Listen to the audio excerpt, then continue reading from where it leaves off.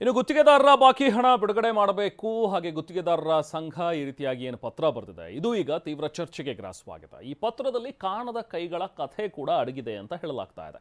ಇದಕ್ಕೆ ರಿಯಾಕ್ಟ್ ಮಾಡಿರುವಂತಹ ಸಚಿವರು ಆರೋಪವನ್ನ ಅಲಗಿಳ್ತಾ ಇದ್ದಾರೆ.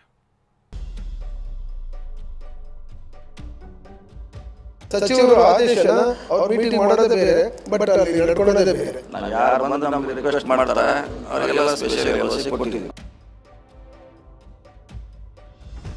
ಮಧ್ಯವರ್ತಿಗಳು ಕಾಣದ ಕೈಗಳು ಕೆಲಸ ಮಾಡ್ತಾ ಇದ್ದಾರೆ. ಕಾಣದ ಕೈ ಎಲ್ಲ ಕಾಣುವಂತ ನಮ್ಮಲ್ಲಿ ಯಾರು ಮುಚ್ಚಿ ಇಡುವಂತದಿಲ್ಲ.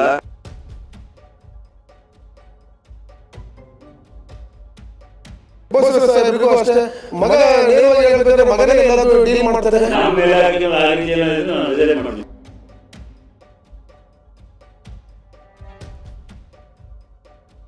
ಗುತ್ತಿಗೆದಾರರ ಬಾಕಿ ಹಣ ಬಿಡುಗಡೆ ಮಾಡಬೇಕು ಅಂತ ಗುತ್ತಿಗೆದಾರರ ಸಂಘ ಸಿಎಂ, ಡಿಸಿಎಂ ಹಾಗೂ ಸಚಿವರಿಗೆ ಪತ್ರ ಬರೆದಿದೆ.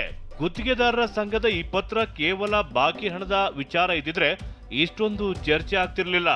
ಆದ್ರೆ ಕಾಣದ ಕೈಗಳ ಕತೆ ಅನಾವರಣ ಆಗಿದ್ದು ದೊಡ್ಡ ಚರ್ಚೆಯನ್ನೇ ಹುಟ್ಟು ಹಾಕಿದೆ.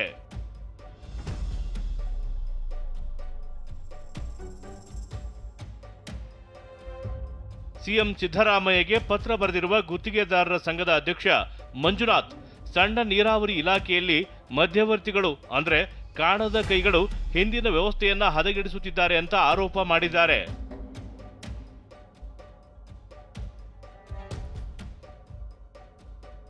ತಮ್ಮ ಆರೋಪಕ್ಕೆ ಸ್ಪಷ್ಟನೆ ನೀಡಿದ ರಾಜ್ಯ ಗುತ್ತಿಗೆದಾರರ ಸಂಘದ ಅಧ್ಯಕ್ಷ ಮಂಜುನಾಥ್ ತೀವ್ರ ಬೇಸರ ಹೊರಹಾಕಿದರು. ನಮ್ಗೇನಾಗಿದೆ ಅಂದ್ರೆ ಎಲ್ಲಾ ಇಲಾಖೆಗಳು ಆಲ್ಮೋಸ್ಟ್ ಏನಾಗಿ ಈಗ ಎಲ್ಲ ಇಲಾಖೆಗಳು ಮಧ್ಯವರ್ತಿಗಳು, ಅಂದರೆ ನಾವು ಬೇರೆ ಪದ ಉಪಯೋಗಿಸೋದು ಬೇಡ, ಮಧ್ಯವರ್ತಿಗಳು ಕಾಣದ ಕೈಗಳು ಅಲ್ಲಿ ಕೆಲಸ ಮಾಡ್ತಾ ಇದ್ದಾವೆ. ಅಂದರೆ ಸಚಿವರು ಆದೇಶನ ಅವ್ರು ಮೀಟಿಂಗ್ ಮಾಡೋದೇ ಬೇರೆ, ಬಟ್ ಅಲ್ಲಿ ನಡ್ಕೊಳೋದೇ ಬೇರೆ. ನಮ್ಮದು ಟ್ರಾನ್ಸ್ಪರೆನ್ಸಿ ಆ್ಯಕ್ಟ್ ಪ್ರಕಾರ ನಮಗೆ ಏನು ಗೊತ್ತಾ, ಜ್ಯೇಷ್ಠತೆ ಆಧಾರದ ಮೇಲೆ ಪೇಮೆಂಟ್ ಮಾಡಬೇಕು. ಇವ್ರೇನು ಗೊತ್ತಾ, ಜ್ಯೇಷ್ಠತೆ ಆಧಾರದ ಮೇಲೆ ಪೇಮೆಂಟ್ ಮಾಡಲ್ಲ, ಸೀನಿಯಾರಿಟಿ ಲಿಸ್ಟೇ ಮಾಡೋದಿಲ್ಲ. LOC ಎಷ್ಟು ಬಂತು ಅಂತ ಮೊದಲು ನೋಟಿಸ್ ಬೋರ್ಡ್ಗೆ ಹಾಕ್ತಿದ್ರು, ಅದನ್ನು ಆಗ್ತಾ ಇಲ್ಲ. ನೋಡಿ, ಜಾರಕಿಹೊಳಿ ಸಾಹೇಬರು ಮಹಾನ್ ಪ್ರಾಮಾಣಿಕರು, ಅದರಲ್ಲಿ ಎರಡು ಮಾತಿಲ್ಲ, ಯಾಕಂದರೆ ಎಲ್ಲರಿಗೂ ಗೊತ್ತಿರ್ತಕ್ಕಂಥ ವಿಚಾರ. ಆದರೆ ಅಲ್ಲೊಬ್ಬ ಕಾಣದ ಕೈ ಕೆಲಸ ಮಾಡ್ತೈತೆ. ಆಮೇಲೆ DK ಶಿವಕುಮಾರ್ ಸಾಹೇಬರು, DCM ಸಾಹೇಬರಿಗೆ ಅವರಿಗೆ ಯಾರು ಅನ್ನೋದೇ ಗೊತ್ತಾಗಿಲ್ಲ. ಅಲ್ಲಿ ಬ್ರೋಕರ್, ನಿಜವಾಗ್ಲೂ ಈ ಮಾತು ಉಪಯೋಗಿಸ್ಬಾರ್ದು, ಬ್ರೋಕರ್ಸ್ ಇದ್ದಾರೆ ಅಲ್ಲಿ. ಒಬ್ಬರು ಸುಮ್ಮನೆ ಓಡಾಡಿರೋ ಸಾಕು, ನಿಮ್ಗೆ ಎಷ್ಟು ಬೇಕು LOC ಬನ್ನಿ ಕೊಡಿಸ್ಕೊಡ್ತೀನಿ ಅಂತ ಹೇಳಿ ತಗೊಂಡೋಗಿ ಕೊಡಿಸೋವಂಥ ಕೆಲಸ ಮಾಡ್ತಾರೆ. ಯಾಕೆ ಇದು? ಆಮೇಲೆ ಅವ್ರು ಎಲ್ಲಿ LOC ಬರೀತಾರೆ, ಎಲ್ಲಿ ಪೇಮೆಂಟ್ ಬರೀತಾರೆ, ಯಾರಿಗೂ ಇಲ್ಲ.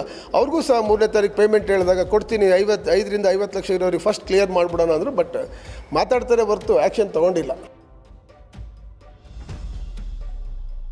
ಸಚಿವ ಬೋಸರಾಜು ವಿರುದ್ಧ ಕಿಡಿಕಾರಿದ ಮಂಜುನಾಥ್, ಅವರ ಮಗನೇ ಎಲ್ಲ ಡೀಲ್ ಮಾಡ್ತಾರೆ ಅಂದ್ರು. ಇದಕ್ಕೆ ರಿಯಾಕ್ಟ್ ಮಾಡಿರುವ ಸಚಿವ, ನಮ್ಮ ಇಲಾಖೆಯಲ್ಲಿ ಆ ರೀತಿ ಇದ್ರೆ ನಾನು ರಾಜೀನಾಮೆ ಕೊಡ್ತೇನೆ ಅಂದ್ರು. ಬೋಸರಾಜ್ ಸಾಹೇಬರಿಗೂ ಅಷ್ಟೇ, ಮಗ ನೇರವಾಗಿ ಹೇಳ್ಬೇಕಾದ್ರೆ ಮಗನೇ ಎಲ್ಲದೂ ಡೀಲ್ ಮಾಡ್ತಾರೆ. ಆಮೇಲೆ ಈ ಸಂಬಂಧ ಇಲ್ಲದ ಹೆಡ್ಡಿಗೆ ಪೇಮೆಂಟ್ ಕೊಡೋದಿಲ್ಲ. 5ರಿಂದ 10% ಕೊಟ್ಟರೆ ಹೆಂಗೆ ಜೀವನ ಮಾಡಬೇಕು? 5ರಿಂದ 10% ಹೆಂಗೆ ಜೀವನ ಮಾಡ್ತೀರಿ ಹೇಳ್ರಿ? ಕೊಡೋರಿಗೆ ಕೊಡಬೇಕಾ, ಬಡ್ಡಿ ಕಟ್ಟಬೇಕಾ, GST ಕಟ್ಟಬೇಕಾ, ಸಾಲಕ್ಕೆ ತೀರಿಸ್ಬೇಕಾ? ಹೆಂಗೆ ಸಾಧ್ಯ? ಯಾಕೆ ಮಾನ್ಯ ಮುಖ್ಯಮಂತ್ರಿಗಳನ್ನೆಲ್ಲ ಸಭೆ ಕರೆದ್ಬಿಟ್ಟು ಯಾಕೆ ಒನ್ ಟೈಮ್ ಸೆಟಲ್ಮೆಂಟ್ ಯಾಕೆ ಮಾಡಬಾರ್ದು? ಅವ್ರು ಹೇಳಿ, ಬಂದು ನಾಳೆ ಹೇಳಿ, ಯಾರು ಕೊಟ್ಟರು, ಏನು ಮಾಡಿದ್ರು, ಯಾವ ಇಲಾಖೆದಲ್ಲಿ ಕೊಟ್ಟರು, ಏನು ಮಾಡಿದ್ರು ಅವ್ರಿಗೆ ಬಂದು ಹೇಳ್ಬೇಕು. ಸುಮ್ಮನೆ ಜನರಲ್ ಆಗಿ ಮಾತಾಡಿದ್ರೆ ಅದಾಗೋದಿಲ್ಲ. ನಮ್ಮ ಇಲಾಖೆನಲ್ಲಿ ಆ ರೀತಿ ಏನಾದ್ರೆ ನಾನು ರಿಸಲ್ಟ್ ಮಾಡ್ತೀನಿ. ನಮ್ಮ ಇಲಾಖೆನಲ್ಲಿ ಆ ರೀತಿ ಏನಾದ್ರೆ ನಾನು ರಿಸಲ್ಟ್ ಮಾಡ್ತೀನಿ. ಗೊತ್ತಾಯ್ತಾ? ಆ ರೀತಿ ಏನಾದ್ರೂ ಆದ್ರೆ ನಾನು ರಿಸಲ್ಟ್ ಮಾಡ್ತೀನಿ. ಸತೀಶ್ ಜಾರಕಿಹೊಳಿ ಮಾತನಾಡಿ, ನಮ್ಮಲ್ಲಿ ಕಾಣದ ಕೈಗಳು ಇಲ್ಲ, ಎಲ್ಲ ಕಾಣುವ ಕೈಗಳೇ ಇರೋದಂದ್ರು. ಇವ್ರು ಆರೋಪ ಮಾಡಿದ್ರೆ ಏನು ಸಾಬೀತು ಮಾಡಬೇಕಾಗತ್ತೆ, ಸುಮ್ಮನೆ ಹಂಗೆ ಹೇಳೋದ್ರಿಂದ ಪರಿಹಾರ ಆಗೋಲ್ಲ. ಮತ್ತು ನಮ್ಗೆ ಎಷ್ಟು ಸಾರಿ ನಮ್ಮ ಗಮನಕ್ಕೆ ಬಂದೆ ಅದನ್ನೆಲ್ಲ ಸರಿ ಮಾಡುವಂಥ ಪ್ರಯತ್ನ ಮಾಡಿದ್ದೀವಿ. ಅವ್ರೇನೋ ಕಾಣದ ಕೈಗಳಂತ ಹೇಳ್ತಾರೆ, ಕಾಣದ ಕೈ ಆಗಿಲ್ಲ, ಎಲ್ಲ ಕಾಣುವಂಥವು ಇದಾವೆ. ನಮ್ಮಲ್ಲಿ ಯಾರು ಮುಚ್ಚಿ ಇಡುವಂಥದ್ದಿಲ್ಲ. ನಾವು ಯಾರು ಬಂದ್ರೆ ನಮಗೆ ರಿಕ್ವೆಸ್ಟ್ ಮಾಡ್ತಾರೆ ಅವರಿಗೆಲ್ಲ ಸ್ಪೆಷಲ್ LOC ಕೊಟ್ಟಿದ್ದೀವಿ. ಅದೇನೇ ಹೇಳಿ, ಸರ್ಕಾರದ ವಿರುದ್ಧ ಗುತ್ತಿಗೆದಾರರ ಸಂಘ ಆರೋಪದ ಸುರಿಮಳೆಗೈಯುತ್ತಿದ್ರೆ ಸಚಿವರು ಮಾತ್ರ ಎಲ್ಲವನ್ನ ತಳ್ಳಿ ಹಾಕ್ತಿದ್ದಾರೆ. Bureau report, TV9.